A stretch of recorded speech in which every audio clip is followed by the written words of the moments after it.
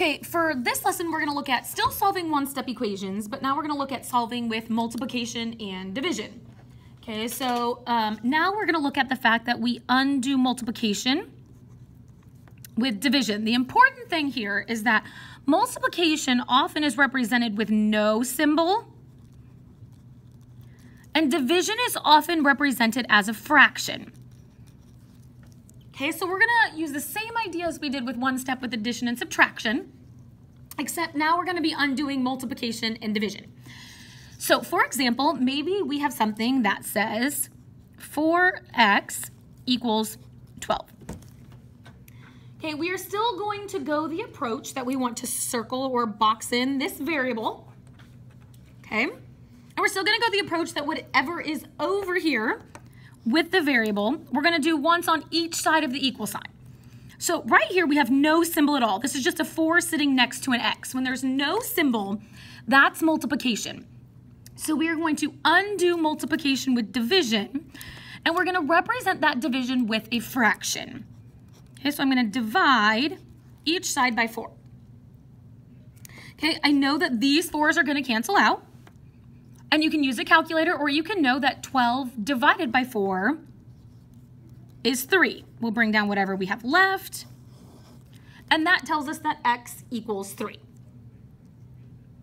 Okay, this could be in the opposite order. So we could have something like w over 5 equals 7.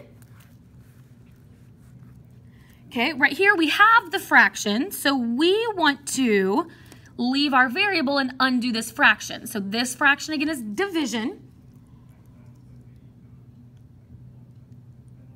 Okay, and we will undo division with multiplication.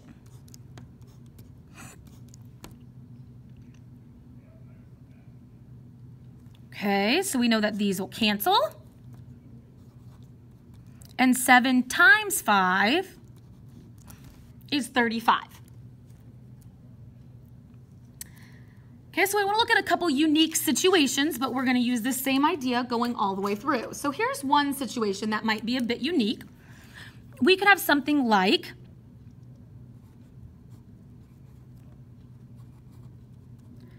2/3 y equals 8. Okay, so if we look at this, this says 2/3 and it's sitting right next to the y. So we don't see an operation happening here in between 2/3 and y, right? Y is what we want to keep. So there's really a multiplication symbol happening right here. Okay, so we can undo multiplication with division.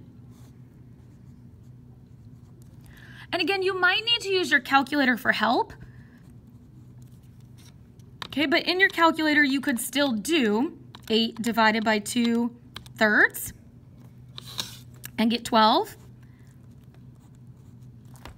Okay, now it is important to know that if we are dividing by a fraction, it is really truly the same thing as multiplying by this being flip-flopped. So if you've seen to do this in the past, this is totally correct, but it's not a requirement to get the right answer. Okay. We also might have a unique situation where we have something like 7 equals, how about negative a over 5, right? And we sort of have this negative and this 5 happening at the same time. So if that's the situation, these two things can really get moved at the same time. Whether that negative's in front, whether it's here, or whether it's in the denominator, in the bottom of the fraction, we can still move that all in one big chunk. So we're still going to leave the a. That kind of looks more like a 9, sorry.